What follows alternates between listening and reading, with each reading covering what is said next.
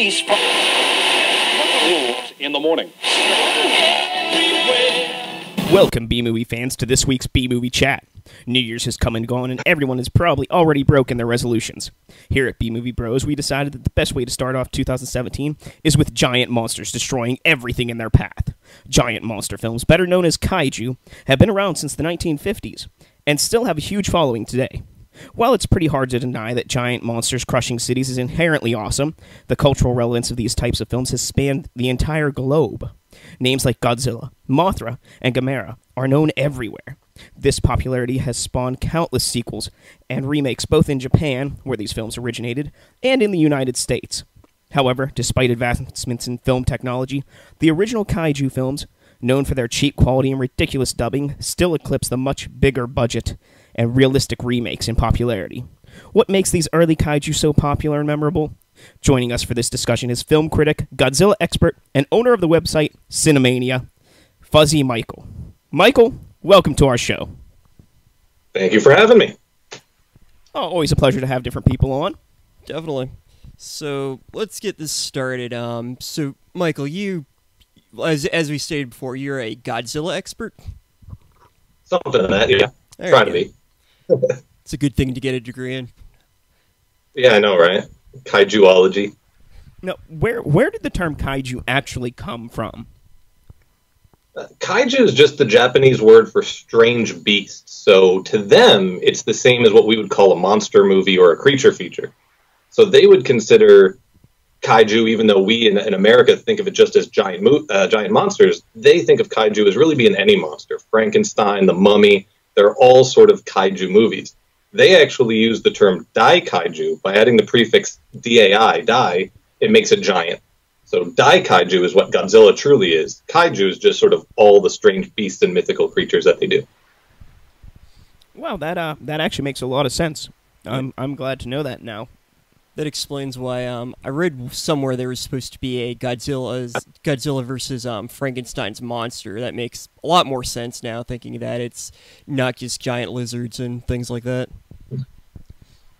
And it also brings a lot of sense to the first movie we reviewed this month, being Night of the Lepus, which was about giant rabbits, which, they were 150 pounds. They were like, the size of large dogs, but they were still eating and killing people. But if kaiju is just monster in general, then it really does fit.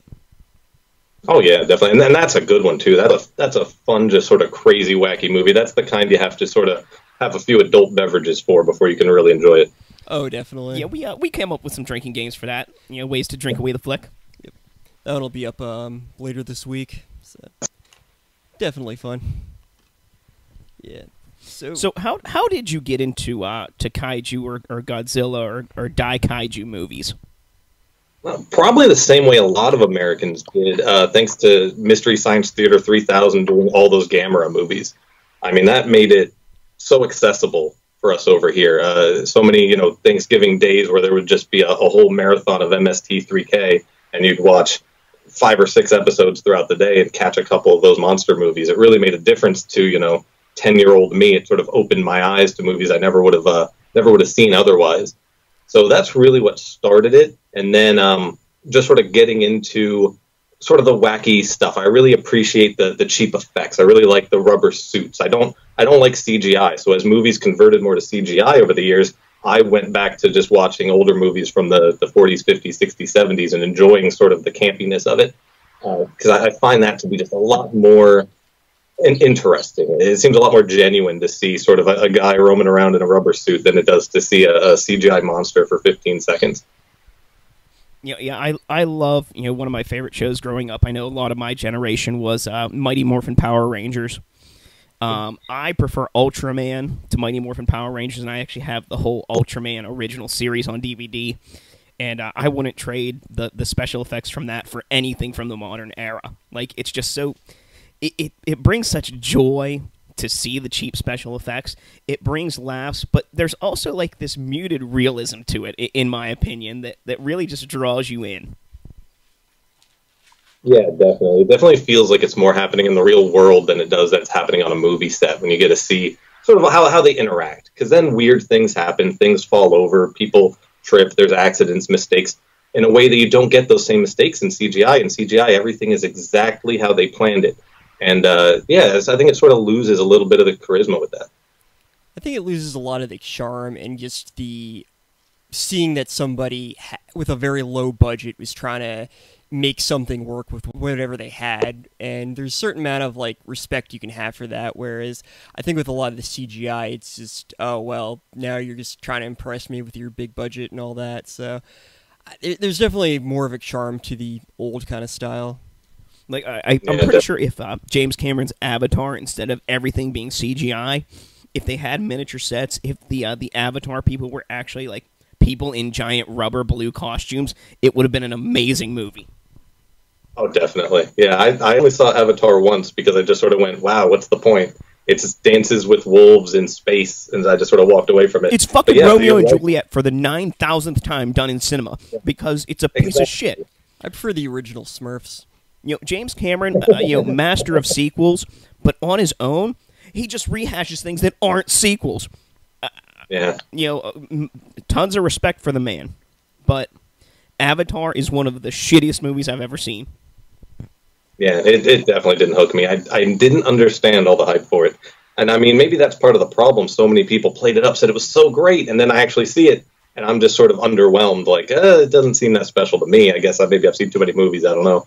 But yeah, I'd rather see people in rubber suits. There's a movie from the 70s, 75 called The Super Inframan. It was done by Shaw Brothers, the Kung Fu guys. They were trying to get into the sort of Ultraman style of making superheroes. And they did this really wacky, tons of rubber-suited monsters and guys in funny outfits, karate fighting, and it was amazing. I'll watch Super Inframan any day of the week, and I'm never going to see Avatar again. I mean, it's also interesting, too, because, I saw Godzilla, the original Gojira, before I saw Godzilla King of the Monsters.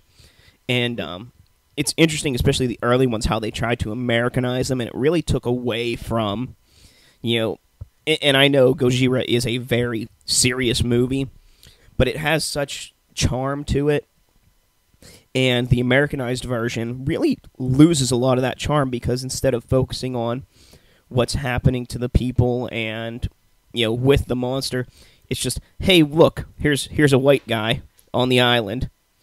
So I don't like when they localize the monster movies. And I think it's a better left to the originals.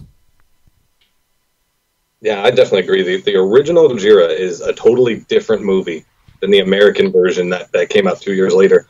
The tone really lightened in the American version. They seem to be afraid of sort of the subtext and all the political nature of what they were doing, whereas the Japanese took it so seriously. They were nervous about making the movie because they felt that this was, calling out the U.S., who then was now finally an ally, for the post-war occupation, for dropping the bombs, for the incident with the Lucky Dragon number 5, where a U.S. atomic bomb test on the Bikini Atoll ended up killing one of the crewmen of a fishing boat. So they felt like they were really taking on very important issues of the day. Yeah, it's weird, but like, kaiju movies could have only been made right after World War II, because it was at that time believable that with all the radiation from the atomic bombs, that something like that could happen. Like nowadays, we kind of know better. It's been so long, but back in the day when radiation was magical and can do anything, it was just that perfect time period for these giant monsters to literally rise from the ocean. Yeah, it really was. The main motivation for Ishiro Honda to take on the movie, he really didn't want to direct the movie. The only reason he took it on was to give radiation a physical form, was to be able to show a way to sort of take the specter of radiation, make it real. So it really is an interesting sort of view of just the Cold War era and the almost the psychosis that went along with the fear of radiation. I mean, people did not know what to expect. They didn't know if their kids were going to come out as mutants or what was going to happen over the years. So they really did fear it. And being able to sort of make it real and show a way to fight against it was cathartic in a lot of ways for the Japanese people. It's a good way of looking at it. Now, my primary experience with kaiju actually comes from video games. The Rampage video game series, and for the Super Nintendo, there was a game called King of the Monsters 2, where you picked one of 3 kaiju. I remember one was like an Ultraman kind of guy. That's who I always picked. And you fought through the world, and you fought other giant monsters, and just destroyed cities. Yeah, I mean, it definitely plays well to video games. There's a lot of not a lot of good video games, but there's a lot of video games out there based around kaiju, based specifically around Godzilla. There's a couple of really good ones where it's just basically fighting games where it's Godzilla versus whoever, and you get to play as all different kaiju of the universe.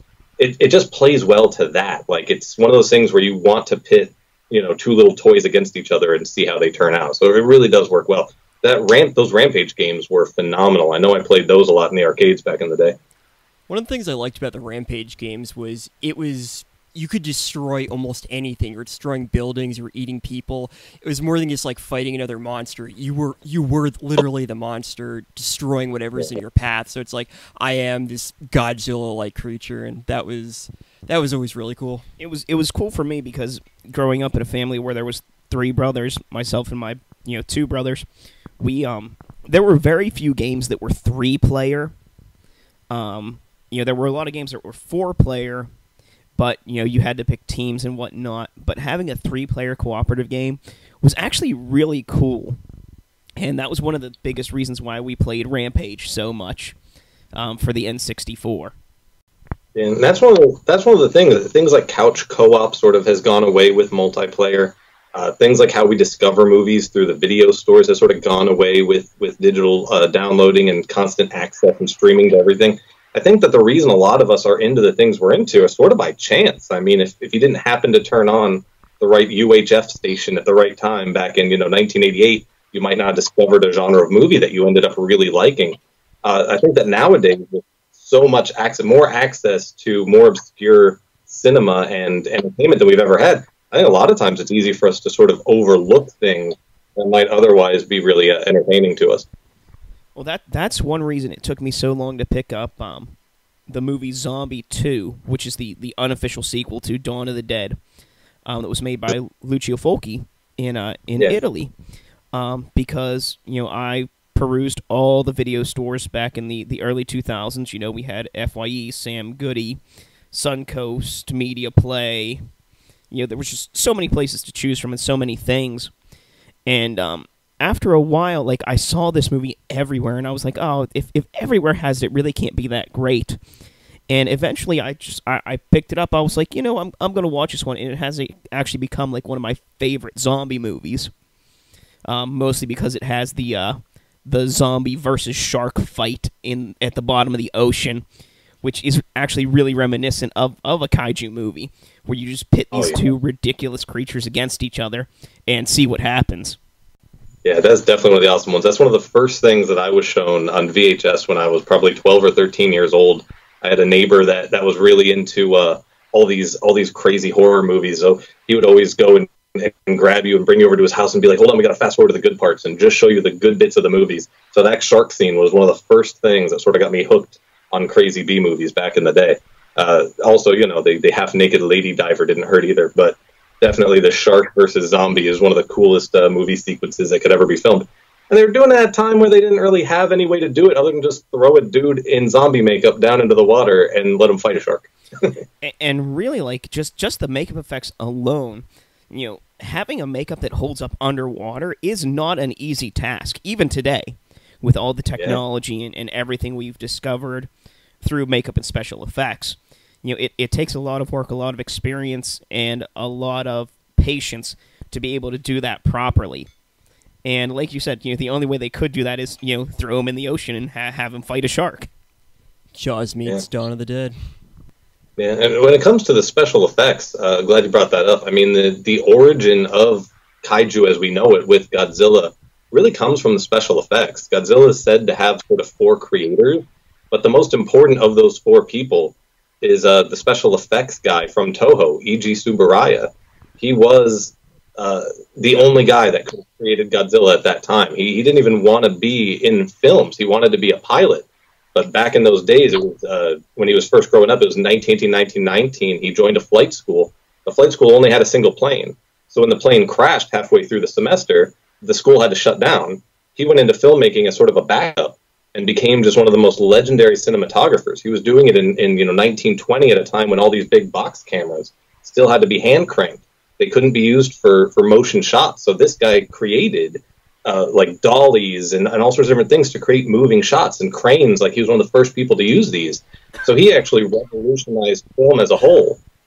And then about a decade later, when he sees King Kong for the first time, he was blown away and decided that he just wanted to dedicate the rest of his career to improving Japanese special effects. He wanted to be the best at it. So with him making wartime propaganda films through the 1940s, they were so realistic, people thought they were watching documentaries.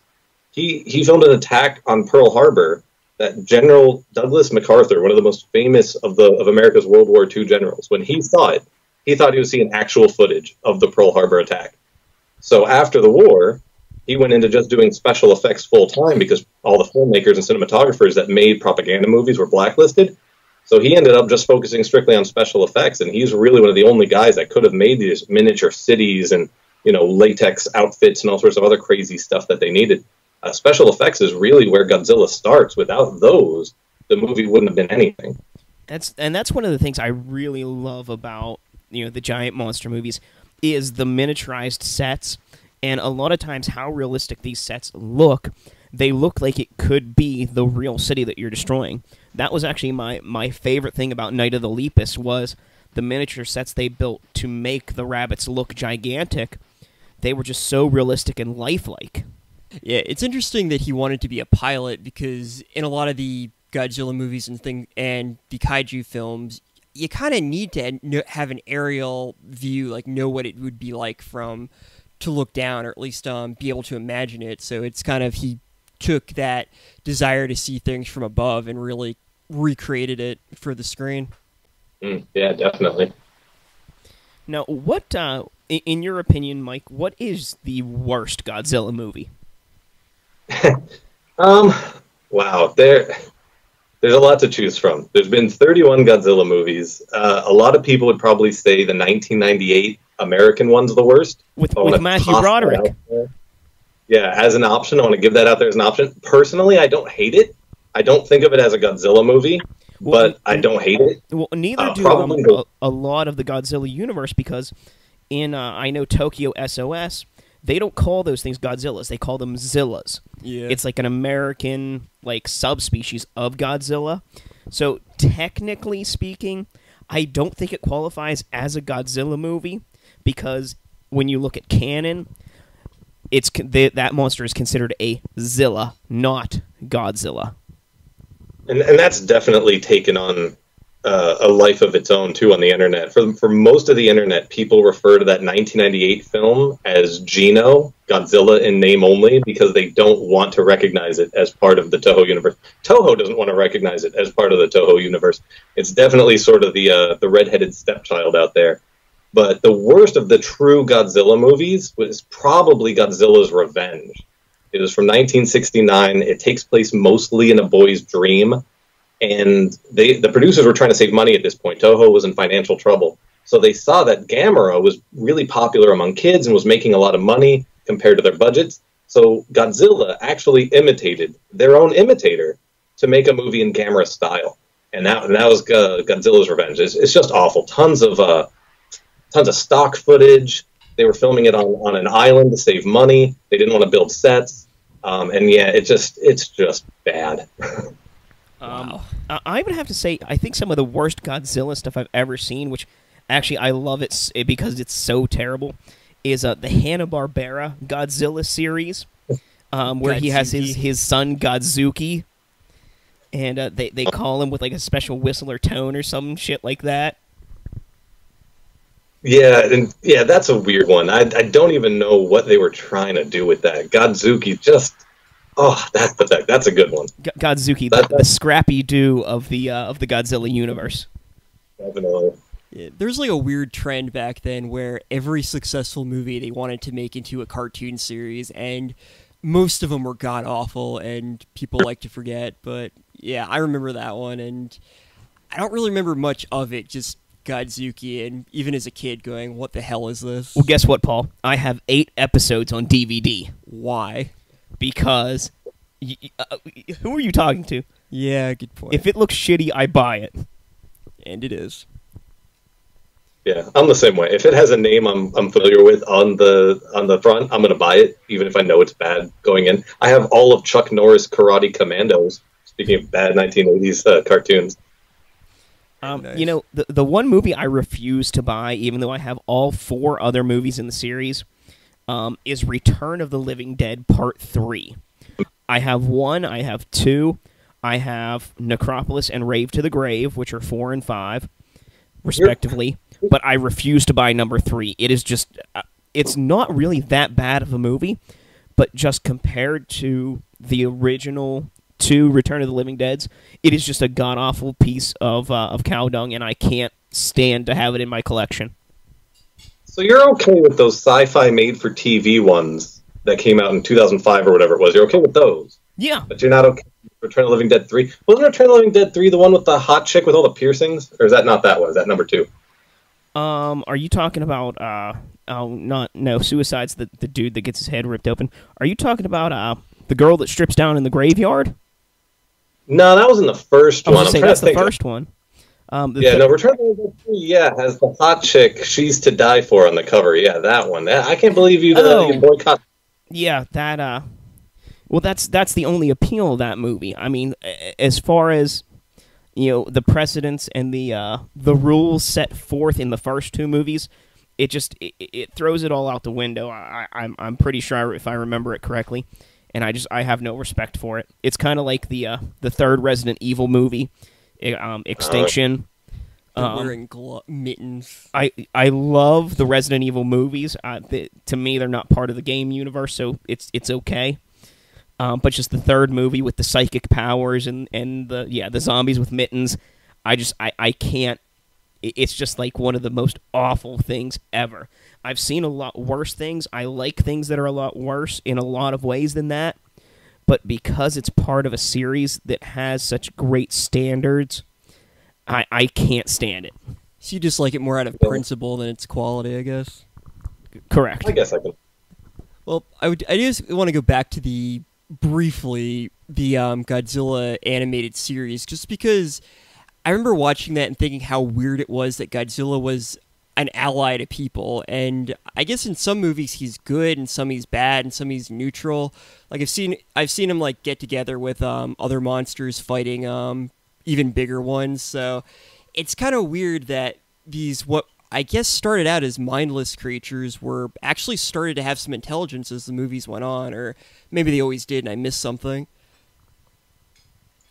No, you're not wrong. Godzilla normally is either a villain that the humans have to sort of defeat to survive, or he's at best a sort of like an anti-hero or like a chaotic neutral. He's sort of a force of nature that sort of just comes to restore balance in the earth. And that's where he's really at his best. You try to make Godzilla into a hero, like they always try to do in these, half-hour cartoons throughout the 80s. It just doesn't work as well. Yeah, it's not really his style. I mean, back then they made everything into a 30-minute cartoon. So like Rambo, which is a bloody, awful, rated R action film, they're going to make it into a kid's cartoon. And Rambo has to just sort of be a good guy that goes around and solves people's problems. It just doesn't make a lot of sense, to do that to Godzilla, who's sort of known for destruction and destroying everything in his path. And you're going to be like, oh, well, Godzilla's just sort of going to be a gun for hire who you're going to, whistle and he's going to come and save you. Doesn't make a lot of sense. Godzilla helps stop a gang from spreading drugs into the neighborhood or something like that. Yeah, it's kind of ridiculous. Like, I like the idea of he sees something like wrong in nature and just kind of goes to stop it and just leaves afterwards. Like, he's not actually destructive, but he's not good either. He's this, a creature that we have some understanding of, but we'll never quite understand what he is. I went away to make a drink. I came back, and Paul's talking about stopping gangs from dealing drugs, and I thought he was talking about Shaft. I was like, Godzilla versus Shaft? Like, a giant Shaft versus Godzilla? That would actually be a pretty cool movie. I'd watch it. It's a very special episode of Godzilla, the animated series, where Godzuki picked up a heroin problem, and they had to get him help, and he had to fight those evil gangs. Well, just talking about that, I just imagine a giant Samuel L. Jackson, like Samuel L. Jackson dressed in a giant Samuel L. Jackson kaiju outfit. Like, have you ever seen the movie Crank 2? Yes. Where Jason Statham is in the giant Jason Statham outfit fighting the henchman in the giant henchman outfit. Yeah, see, that would work great. I'd love to see sort of a Pacific Rim Jaeger style with Sam Jackson as a giant robot. Sam Jackson inside the robot beating up other bad guys. I could do it. I could watch that. I've not actually seen Pacific Rim. I've wanted to since it came out, and I've just never gotten around to it. I've heard a lot of mixed things about it. There's definitely, I can understand. There's too many movies to be able to see all of them, but Pacific Rim, we can almost sort of give them the benefit for popularizing the term kaiju here in America, because I feel like before that, whenever I would say kaiju or daikaiju in a conversation, people would not know what the heck I was talking about. And there's a clear line of delineation after that movie came out. Suddenly, everybody and their mother sort of knows at least that a kaiju is a giant monster is coming to get you. So if nothing else, they popularize that.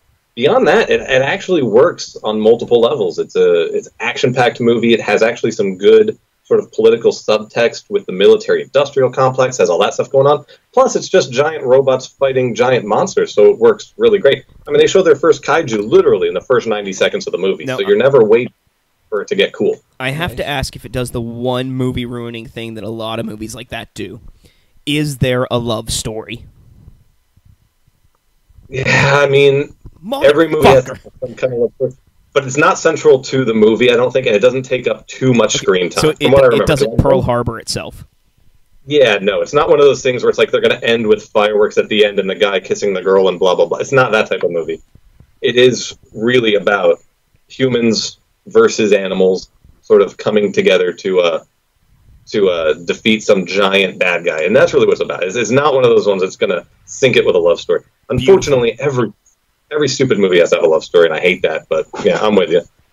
It's never a bad thing when you have giant monsters fighting giant lizards or giant monsters in general. So, I mean, one of the reasons you can't go wrong with Guillermo del Toro. And one of the reasons I've wanted to see it is because I'm a huge Mobile Suit Gundam fan. So mecha for me are pretty cool, pretty good, pretty big, influence into a lot of the things that I did in my youth, and it's a movie that really takes that and looks like it does a good job with the mecha. It doesn't look like real steel or some other chintzy, cheap. Hey, let's throw a robot in here just to throw a robot. Like Rocky IV. Yeah, no, definitely. That robot in Rocky just friggin' killed me. I hated that. Oh my god. But yeah, no, it definitely doesn't do that.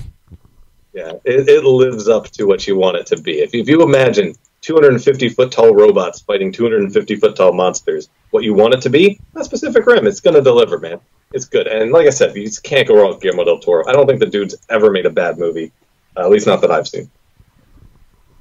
So of all the kaiju out there, which would you say is your favorite? Mothra. Don't know why. Just love Mothra. There's just something weird about it. These two little 6-inch tall ladies come out. Over in Japan, they're called the Itos. Here, I think we call them the Peanuts. And there's these two little girls come out, and they sing like a weird song and do like a little routine, and then Mothra appears. And it's just like this big, flamboyant, rainbow-colored butterfly coming to save the world. I don't know why. Something about Mothra just owns it for me. Love me some Mothra. The Peanuts, is it fucking Marcy and Peppermint Patty appear on Mothra's back? Like, I don't know why. I don't know why we call them. Please spread moth dust on these people, sir. Like, who comes up with this shit? I have no idea, dude. Some of these like Godzilla fans just naming stuff. That's one of the weird things about Godzilla too. It's sort of a franchise of the people, because the people sort of name things and give it nicknames and everything that you don't see in other forms. Godzilla's so-called son was never given a name in the movie. They had a movie called Son of Godzilla. In the movie, they never said that the monster was the son of Godzilla, and they never named it. So the people that were watching the movie just named it and came up with a nickname, Minya, and they started calling it Minya. And sometimes we call it Manila, just like Mini Godzilla. But yeah, they just sort of, the fans have as much to do with the popularity of Godzilla as anyone at Toho. Now I kind of want to see a rap battle between Manila and Vanilla Ice. Oh, yeah. I have a feeling Manila's going to win. It'll end with him just biting his head off. But I don't think Manila had any teeth. Yeah, if I remember correctly, he was like a newborn Godzilla-ish creature. He was he kind of looked like if Barney's, mother and father were incestuous giant green dinosaurs, and they had a son that wasn't Barney. That would be Manila. That's it's the best. All right, Corey, what's your favorite kaiju? It's so hard for me to really say. Honestly, I would have to say from the video game King of the Monsters 2, the superhero-looking guy, the Ultraman-esque thing. If I had to go with out of video, I would probably have to say Ultraman himself. There you go. What about you, Paul? Mecha Streisand. No, I'm kidding. My favorite is actually Gamera, just because I remember watching the old Gamera movies when I was a kid, and I had a pet turtle, and I'm thinking, wouldn't it be cool if my actual turtle could just breathe fire and have fire coming out of all the holes in the shells and spin around real fast? So since then, Gamera has always been my favorite. Then again, if we're using kaiju as in, just monster and not Kaiju, the giant monster, I would have to say Vincent Price. There you go. Not a bad one. Not a bad one. So, Corey, since you like Ultraman so much, did you like Jet Jaguar in Godzilla vs. Megalon? I have only ever seen Gojira and Tokyo SOS. Those are the only two Godzilla movies I've ever seen. Really? I have not really seen a lot of kaiju movies. That's what the most experience I have is with shows like Mighty Morphin Power Rangers and Ultraman. And I remember very fondly TBS used to have Ultraman Tiga, I think it was on, before I went to school. I went to Catholic school as a youngin', and that was like something we would watch before going to school in the morning, my brothers and I. And that's a good one. And so when I saw Ultraman, the entire series for like $7.50, the original series, I bought it. And if I could wear the Science Patrol outfit every day for the rest of my life, I would. Just because it is so ugly and corny, but it's got that cute little tie and those awesome helmets. It makes me smile so much, like the Grinch, like a Grinchy smile. So that's phenomenal. All right, so Godzilla versus Megalon was one they did in 1973. They wanted to capitalize on Ultraman. Ultraman was so popular at the time. They thought, hey, let's get in on these sort of big, crazy superheroes. So they held a contest for kids to submit their own drawings of a monster, and they'll put it, or a superhero, and they'll put it into the next movie. So this little girl drew sort of an Ultraman-like guy. They decided to use that. They renamed it to Jet Jaguar for no conceivable reason. So it's basically Ultraman adjacent. And they were going to put him in his own movie. It was going to be Jet Jaguar versus Megalon. Then they worried at the last minute, man, no one knows who Jet Jaguar is. They're not going to see the movie. So they included an extra Godzilla villain and had Godzilla join them too.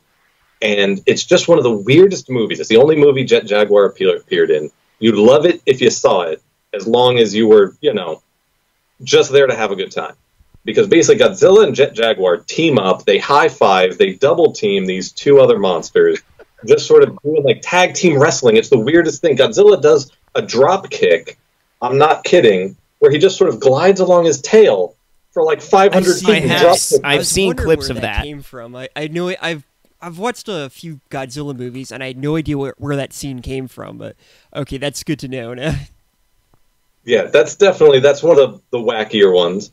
And interestingly, the guy I was telling you about before that wanted to be a pilot, the special effects supervisor of all the Godzilla movies, E.G. Tsuburaya, he's the co-creator of Ultraman. So he actually created both Godzilla and Ultraman. Probably the greatest human being. Needs a Nobel Prize for what he gave to us with those two creations. You say about how Jet Jaguar was created because they had like kids draw pictures and send them in. And I feel like that's how they created basically every villain in the Ultraman series, is they pulled a kid off the street and they were like, hey, draw us a picture of a monster. And then they just made a costume of that. It's a great way to create monsters. It really is. Toho relied on that trick a lot for their movies. They actually had several movies that were created by fans because they did contests. So like in 1975, Terror of Mechagodzilla was actually just based on a script written by a contest winner. Same thing with Godzilla versus Biolante. That was written by a dentist who just submitted it to the contest. So Biolante, was that the giant trash monster? No, that was Hedorah in Godzilla versus the Smog Monster. Okay. Biolante is like a rose, poison ivy-ish type character that just grows to epic proportions and becomes the biggest, weirdest monster you've ever seen. Now, what would you say, who was the worst villain, or the worst villain kaiju in all the Godzilla-verse? Oh, man, there's so many to choose from, but they had, man... They had some odd ones. Ebirah comes to mind. Ebirah is basically a giant lobster. Appeared in All Monsters Attack, appeared in Ebirah Horror of the Deep. We will be watching All Monsters Attack for our podcast this month, actually. Okay, then you'll see a little bit of Ebirah. It's just stock footage, but you'll see him sort of pop up, just a giant red lobster, for no apparent reason. Originally, he was supposed to fight, was it King Kong? But then they lost their agreement with Universal, and they had to give King Kong back, so they just had him fight Godzilla instead. Very, very strange choice to have this sort of a...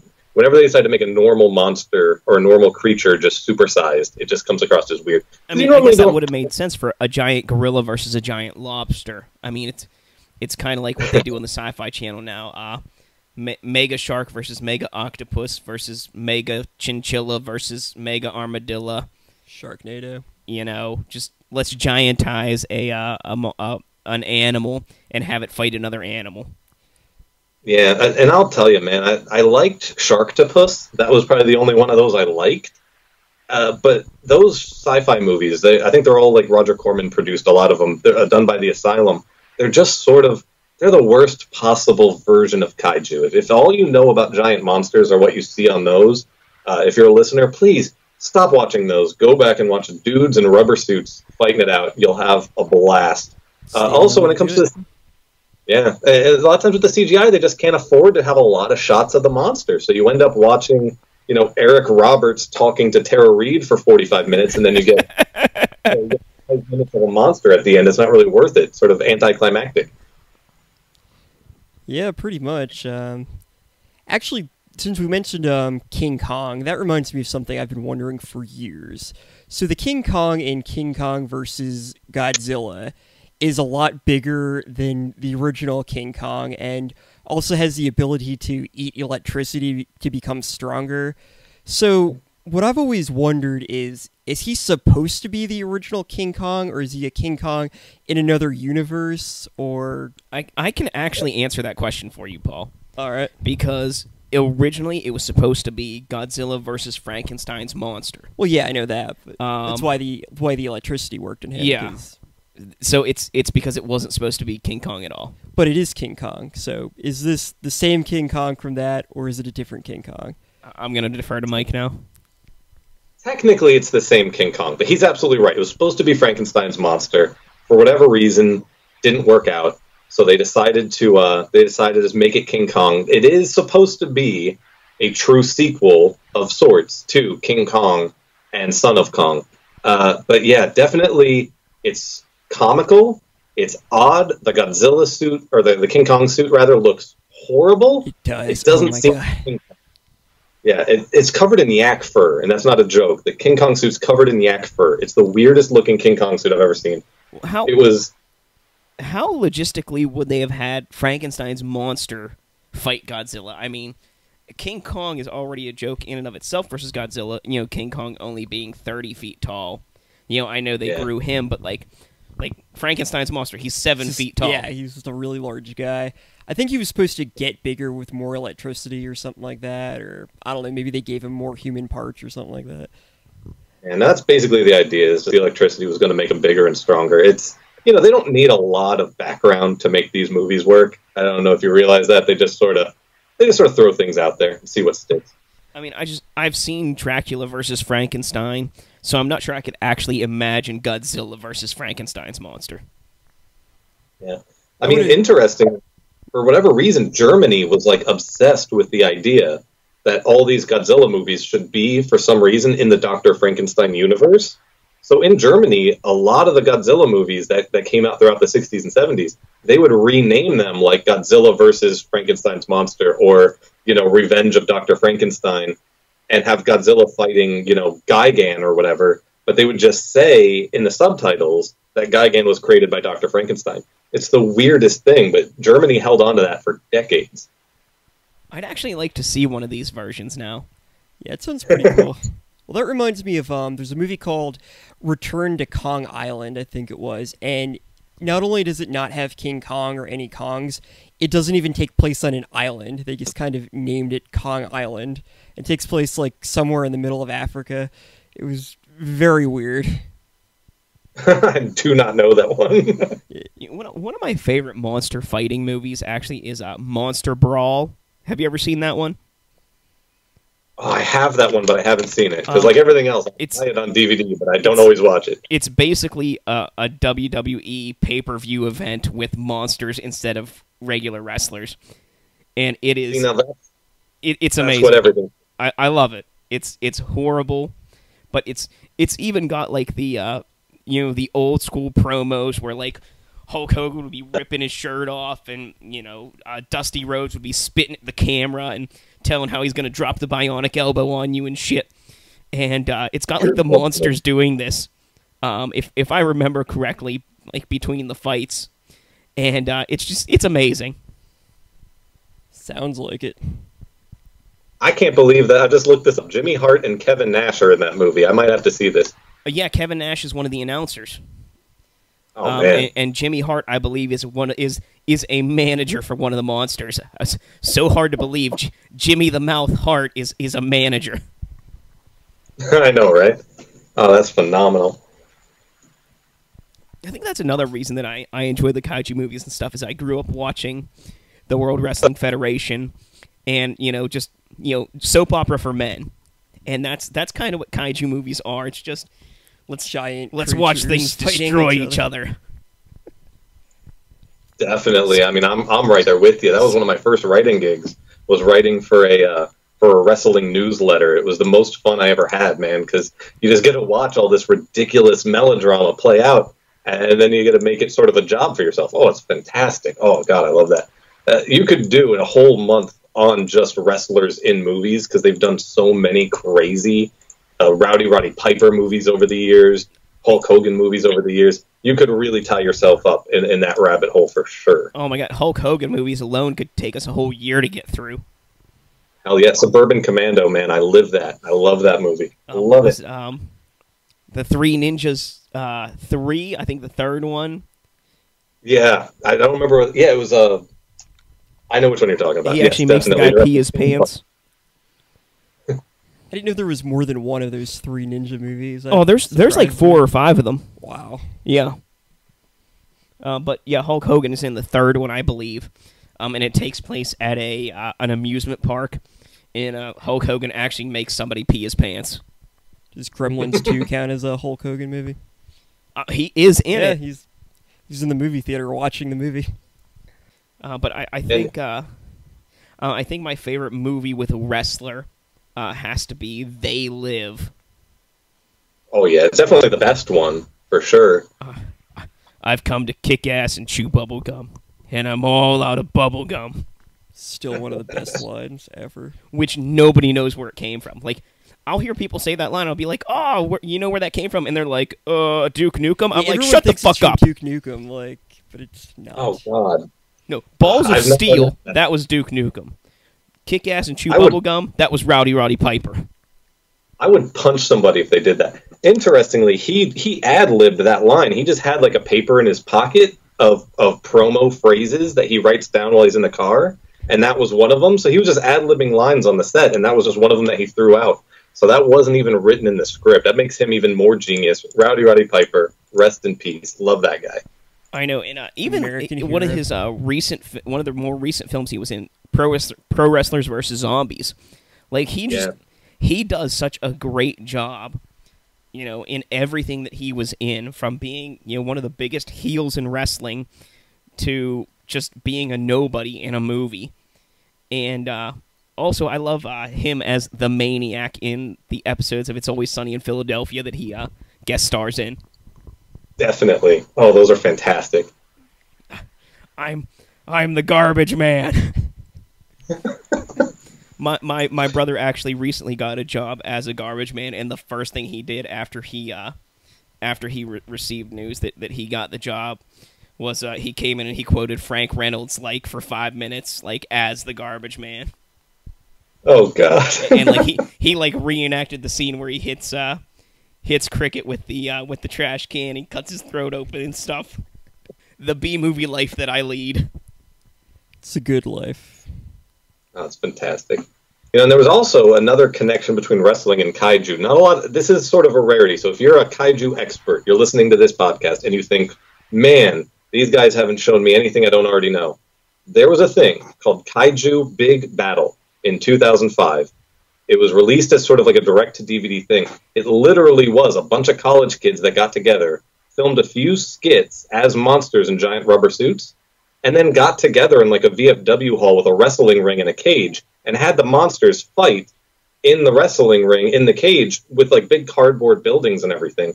I don't want to say it's fantastic, but it's fun. If you need something to put on during a party, you have a bunch of people over at your house, and you just want something on the screen to occasionally look over to and be amazed by, oh man, Kaiju Big Battle, totally crazy thing. I wish they would bring that back.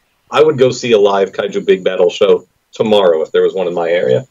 Sounds like it's worth looking into. Definitely got to check that out. That sounds like something worth organizing. Like seriously. Yeah, that'd be fun to like just make. Like fuck going to see the Harlem Globetrotters on December 26th. Let's go see Kaiju Big Battle down at the PPG Amphitheater or whatever's over here. Yeah, definitely. I mean, that's the kind of thing I wish people would have more fun with it and just sort of do crazier things. Because I've been to indie wrestling shows, I've been to professional wrestling shows, and they're fun. But man, they'd be so much more fun if everybody was in rubber suits and just like destroying cardboard houses.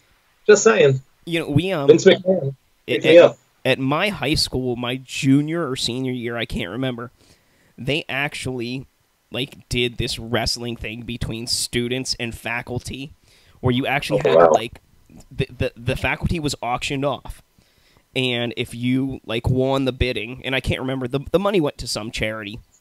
If you won the auction, you got to quote unquote fight this faculty member, and they put the student and the faculty member in those giant sumo suits, and they had to sumo wrestle. And I mean, it was this big event at the high school, and I'll never forget. Like they had commentators and everything, and the vice principal was going up against somebody, and he just like if you ever think of like the fish slapping at each other in Ren and Stimpy, he just like walked up to the student and started like slapping at him like that, and the announcer goes, "Oh!" and he pulls out the sissy slapping as his first move. And just like I loved seeing that, like just people in these ridiculously large outfits trying to do something to each other. It was just amazing. That's the Edmund Honda 1,000-hand slap from Street Fighter 2. We all know it. It's dangerous. Nothing sissy about it. Yeah, I love when shows like kaiju movies and other things they recognize the fact that they're ridiculous and they just kind of go with it.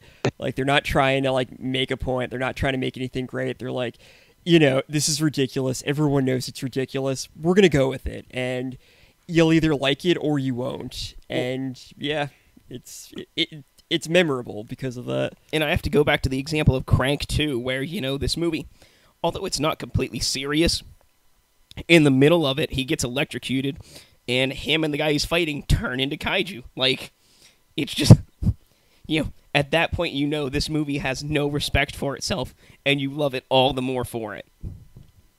Definitely. Anything that's unpretentious, I love.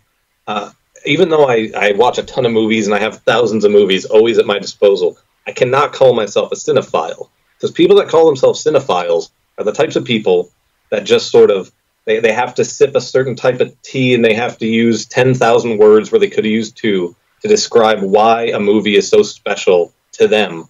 And I just can't do that. I want to be into movies that are sort of wacky and wild and over the top and don't take themselves seriously. I don't need a movie to transform me into a better person. I'm already fucking perfect. I don't need anything. So I'm going to watch movies that allow me to have fun. So I want to see sort of giant, crazy, explosive things. I want to watch Rowdy Roddy Piper elbow drop Keith David in the middle of an alleyway. Like, I want to see something fun. And so anything that lacks pretension, I think, are the best kind of movies. They're the kind of movies that just sort of allow you to not take anything in life too seriously. Movies are supposed to be escapism. They're not supposed to be super serious types of things. I don't want to watch Schindler's List. I want to watch Octoman. I want to see a big octopus rubber suit slapping a woman around. Oh, it's fantastic. That's what it's all about. It's entertainment first before everything else. I feel like a lot of people seem to forget that. It's like, oh, this movie it needs to make a statement. It needs to do this. Like, well, what if it's just fun? Like, I know Corey and I disagree a lot, but I really like Army of Darkness. He hates it, but I just love the slapstick comedy in it and just how it took a series of movies that were really kind of hokey and ridiculous and just went full on with that. I think it was just a cheap knockoff of a great horror series. Well, I think you're wrong. That, had a lot of black comedy elements, and then you go, oh, people think our movies are funny, so let's just do funny stuff instead of actually thinking something through. They did. It was clever, but it was funny. It was goofy, and it took the whole like still motion stuff and the claymation. You're like, we're just gonna make this goofy, and it was great. All they wanted was for Ash Williams to finally get some pussy. That's all that Army of Darkness is about. That's such a bad thing? His girlfriends always end up dying in the other movies. Oh, well, how about instead of him getting his ass handed to him, like, and then, not having any kind of reward, let him have sex with somebody in this one, and then we'll be all good. That's what Army of Darkness is. That's the only reason it exists. God forbid they should try something different with that. He could have, had sex with a Kandarian demon or some shit, He almost did. Yeah, and I'm sure he would have been a better person for it. Yeah, that movie sparks a lot of arguments between us. I can tell. And on that note, if you tune in March, our theme is going to be March, the acronym which stands for Monsters Are Rather Charming Hornballs. So we'll be having some interesting time that month. Yeah, okay. So, any other last things on Kaiju we want to talk about? Like a little bit of information for anybody that wanted more information. Godzilla films basically fall into 3 eras. They fall in the Showa era, which existed from 1954 to 75. Then the Heisei era from 85 to 95. Those are the best movies. Then the Millennium era from 99 to 2004, which is sort of eh. And then we get the American one in 2014, which is okay, but it always sounds like Godzilla's farting. So that's very important to know. Is that the one with Bryan Cranston? I never got around to seeing that one. Yeah, you don't really have to. It's a 2-hour and 3-minute long movie, I think, and Godzilla appears for like 8 minutes because he was inspired by Jaws, so he thought less is more. But in my mind, man, when you're dealing with a 300-foot tall lizard, atomic lizard, destroying a city, I think subtlety's out the window. Well, I think we can just sort of show him. And that brings up a line from the 1998 movie. He's a 40-story tall lizard. How do you lose him? Like, yeah, just how? How do you miss that? They look the other way. The entire idea is you can see him from any point in the city. That's supposed to be the idea. Is he's so omnipresent that you can't avoid him. It's like the old George Carlin comedy skit. The world is going down the tubes. What tubes? Where are their tubes big enough for the world to go down? If there were tubes that big, someone would have been like, "Hey, Jethro, look, the fucking tubes. They're giant fucking tubes over there, man." You know, somebody in that city's got to be like, "Oh my god, it's a giant fucking lizard. He's going to eat me, man. Call the army." Like, no, nobody saw him. Everybody just looked the other way all at once for like a minute, and he just ran off real fast. They were too busy getting Taco Bell. Well, it's nighttime. It's dark, man. You can't see everything, especially not a 40-foot tall or a 40-story tall lizard. With atomic breath? He blends into the night sky. Yeah. He's hiding behind one of the buildings. There you go. Oh, look. Fluffy got 40 stories tall. Oh, wonder what Mrs. Peterson's feeding him this time. So one last question I have for you, and that is a non-Godzilla movie. What is the worst kaiju movie in your opinion that you have ever seen? Oh man, there's a lot to choose from because Lord knows he did a lot of knockoffs. One of the worst attempts, I guess, at sort of a kaiju movie. You can see Kingdom of the Spiders, which starred William Shatner against sort of supposedly giant tarantulas and normal tarantulas sometimes, depending on the scene. That's a bad one. And then also there was one called King Kung Fu in 1976. It was supposed to be King Kong is a gorilla that gets taught Kung Fu, and then he fights people. But he's like normal size. He's like 6 foot tall because they didn't want to do the miniatures thing. So those two, probably the two worst kaiju movies you could see. Wow. That sounds amazing, actually. I want to see that. Kind of reminds me of when we did the movie Kung Fu Mummy. Kind of reminds me of Shaq Fu, the old Sega game. I love Shaq Fu. I don't care what anybody says. Shaq Fu was an awesome video game. But now I want to see him and King Kong fighting with using Kung Fu against each other. But in the middle of the fight, Shaq is going to stop and like promote Shaq Cola.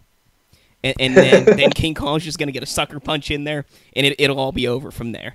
You know, I bet Shaquille O'Neal would actually make this movie if he, like, asked him nicely. He seems like he'd be pretty cool with that.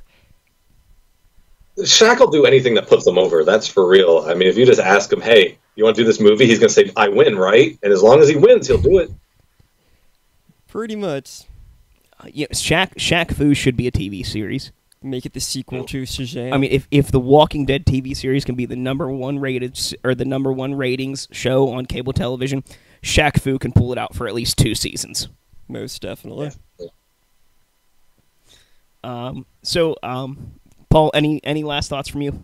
No, that's about it. I just think it's really cool how kaiju films, I never realized how much they were influenced by the fans, and I think that's really cool. And I think that's one of the things that's kind of missing from the modern day ones.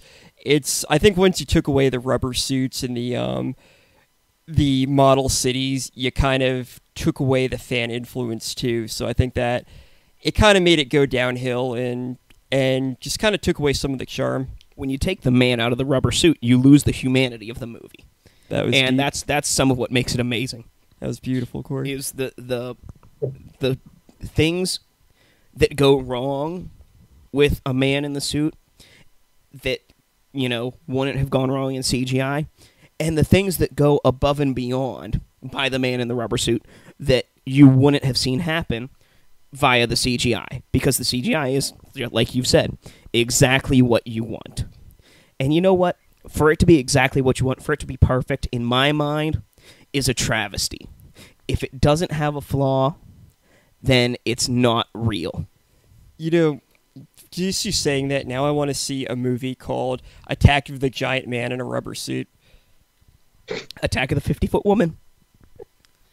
But anyway, Mike, if anyone would like to contact you or follow you or, whatever you do, where would they be able to do that at? Hit me up on Twitter at Real Cinemania or on my website, cinemania.co. Best way to get a hold of me. Well, I thank you very much. Thank you.